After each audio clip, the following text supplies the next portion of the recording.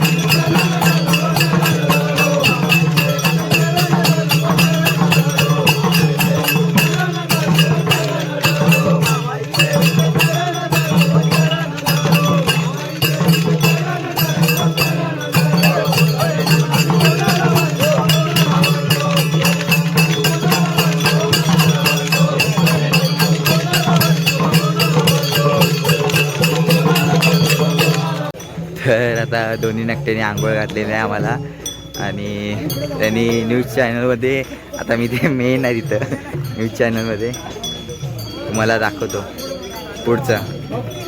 तर भरतभाईंची आता मुलाखत घेत आहेत, तुम्हाला दाखवतो. आता पूर्वपरता झालेली प्रथा आहे, त्या बऱ्याच म्हणजे अगदी पूर्वपारची प्रथा आहे ती आमच्या पिशे गावाची. आणि असे आनंदाने अतिशय शिमगा उत्सव, हा पालखीचा उत्सव अगदी थाटामाटाने, अगदी जे पुराणी जे करत आले ते अजूनपर्यंत आमची बरीच वर्षाची पिढी आहे, ती पिढी अनेक थाटामाटाने हा आनंदाचा उत्सव साजरा करतो. आनंदाचा म्हणजे उत्सव निर्माण करेल तिचा कार्यक्रम ती स्वतः करून घेते. कोकणामध्ये पालखी उत्सव म्हणजे पालखी उत्सव म्हणजे हा शिमगा उत्सव, तोच पालखी उत्सव पूर्वजापासून चालत आलेला कार्यक्रम आहे शिमगा उत्सव. त्यालाच पालखी उत्सव आणि शिमगा उत्सव तोच म्हणतात. शिमग्यामध्ये ते माहेरात की माहेरवाशीने आपली सासरून माहेरात येते, एक आनंद असतो. तसं बाईचा देखील आम्ही बाईचा देखील माहेरात तिला आणलेली आहे शिमग्याला. अशी जी पूर्वपरची परंपरा आहे, 3 वर्षांतर आम्ही परंपरा गावात जतन करतो. यंदा देखील आम्ही बाईला ते आणलेली पालखी. नमस्कार, आपलं नाव? मी संदेश काटकर. तुम्ही किती वर्षांपासून? मी जवळजवळ 2005 साली माझ्याकडे हा नकट्याचा साज आलेला आहे. कैलासवासी धोंडू येसरे हे माझे गुरुवारी आहेत. त्यांनी मला ही लोककला शिकवली.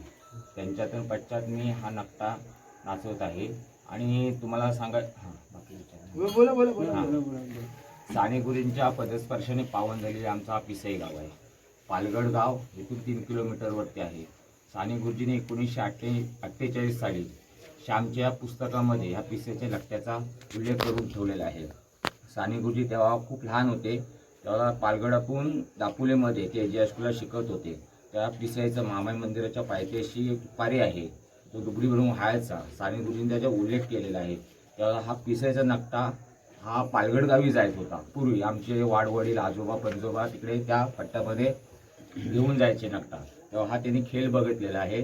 आणि सानेगुरुजींनी श्यामच्या पुस्तकामध्ये पान क्रमांक 100 हा पान क्रमांकावरती पिसेच्या नकट्याचा उल्लेख करून ठेवलेला आहे. हा पौराणिकमध्ये त्यांच्या वाडवडिलांपासून ही प्रथा चालू झाली आणि ही कला ही आमच्याकडे आलेली आहे. आम्ही बघून आम्ही पण लहान असताना घाबरत होतो. त्याच्यानंतर आमच्या वाडवडिलांनी ही कला त्यांची बघितली आणि म्हणजे देवाच्या कृपेने, महामाईच्या कृपेने ते आमच्या जेव्हा आली. आता जेव्हा तुम्ही नाचता, तसे ते मगाशी दादा बोलले की तुम्हाला थकवा जाणवत नाही, जणू की देवीच तुमच्यासोबत असते. हां, तर मग तुम्हाला कधी असं जाणवलं आहे का की हो हा हे मी नाही नाचत आहे, माझी देवीच नाचते?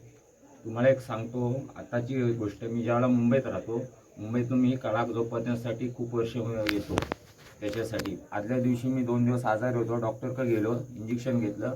मी नकटा नाचेल असं मला नव्हतं, पण पाठीशी माझी बाय होती, तिला एकच साथ घातली. आणि हा ज्याला अंगावरती साथ चढतो ना, त्या अंगावरचे पाय, हातपाय दुखणं सर्व बंद होतं. अजून मी जवळजवळ महिनाभर नाचू शकतो, एवढी ईश्वराची माझ्या मामाची कृपा आहे. जेव्हा आपण साजबद्दल बोलतो, शृंगाराबद्दल बोलतो, तेव्हा आपण कलेबद्दल बोलतो हां आणि कोकण जाणलं जातं त्याच्या कलेसाठी. तर मग तुम्हाला असं वाटतं का कुठे ना कुठेतरी आपल्या कोकणातून ही कला लुप्त होते? कसं आहे माहिती आहे का, ही तृप्त होणार नाही. कारण कसं माहिती आहे का, ही कला ही पिढ्यानपिढ्या पुढं चालतच राहणार आहे, लोक पावणार नाही. तर आमच्या नंतर आता पुढची पिढी सुद्धा तयार झालेली आहे. आता आमच्याकडे 2 मुलं नकटा नाचवल्या सुद्धा तयार झालेले आहेत. त्यांना पुढे सुद्धा आम्ही ही कला शिकवलेली आहे. म्हणजे आज मी जरी थकलो तर पुढची 2 पोरं आमची नकटा नाचवणारे तयार आहेत. 8वी पिढी सुद्धा तयार करून आम्ही ठेवलेली आहे. आणि हा देवीचा खेळ आहे, नाचवणारी ती आहे आणि तिचा खेळ कधीच बंद होणार नाही, परमनंट चालू राहणार आहे. आणि हा 700 वर्ष हा काजूच्या झाडापासून बनवलेला मुखवटा आहे. हा आम्हाला सुद्धा माहीत नव्हता. साने गुरुजींनी पुस्तकामध्ये लिहून ठेवलाय. काजूच्या झाडापासून किंवा सावराई हे 2 झाडाचे प्रकार आहेत, ज्याच्यापासून हा मुकुट बनवलेला आहे. तर आता त्याच्यानंतर हे आम्हाला पण माहीत नाही की नक्की हा कशापासून आहे, पण साने गुरुजी म्हणतात त्या आमच्या या पुस्तकामध्ये. आणि शिमगासन म्हटलं, हा कोकणचा शिमगा उत्सव म्हणजे गणाधिदेव गणपती राया पहिले शिमगा उत्सव खेळायला गेलेले आहे. आपण म्हणतो ना, अमावश्यापासून 12 अमावस्या 12 महिन्याला आहे आणि 1 वर्ष गणतीला 33 कोटी देव मिळून गेले शिमगा खेळायला. ब्रह्म विष्णू महेश गणपती होते संगतेला. आणि भोळासुराची कन्या होली आडवी आली त्याला. त्या भोळासुराची कन्या आडवी आली त्याला आणि तिचे रूप एवढे सुंदर होते की गणपती बोंब मारू लागला. म्हणून आमच्याकडे कोकणामध्ये ज्याला होम लागतो त्या आम्ही होबदा होबदा होबदा असं जी बोंब ठोकतो. ही गणरायाने पहिली भोळासुराची कन्या होली, तिचं एवढं सुंदर रूप होतं की तिला बघून तो बावरला की त्याने पहिले होबदा होबदा प्रगट भूमीला पहिली बोंब मारली. म्हणून आम्ही ही प्रथा ही कोकणामध्ये विशेषतः जास्त आहे. महाराष्ट्रामध्ये कोकणपट्टा, रायगड, रत्नागिरी, सिंधुदुर्ग ह्या प्रकारात तुम्हाला हा शिमगा उत्सव जास्त बघायला मिळतो. आता तुम्ही तुमच्या साजाबद्दल मला सांगा ना.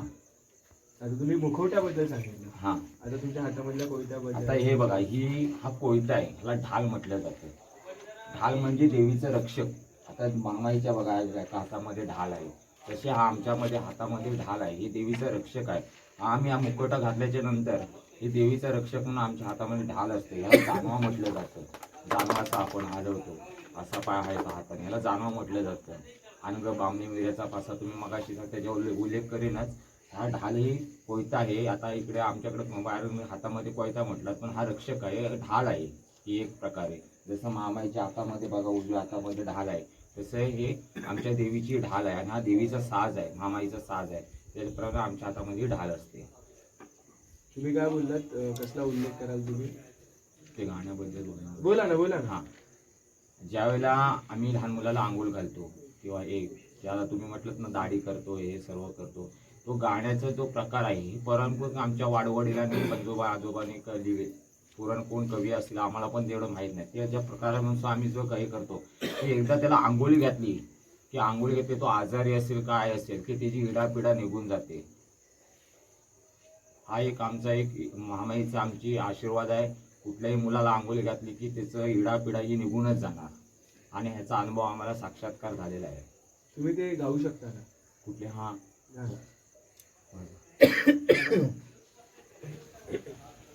उंबरा खाली खतीला डुरा, उंबरा खाली खतीला डुरा, उंबरा खाली खतीला डुरा, उंबरा खाली खतीला डुरा, उंबरा खाली खतीला डुरा. हा गुरुच्या सातमाय लागलाय जरा, गुरुच्या सातमाय लागलाय जरा.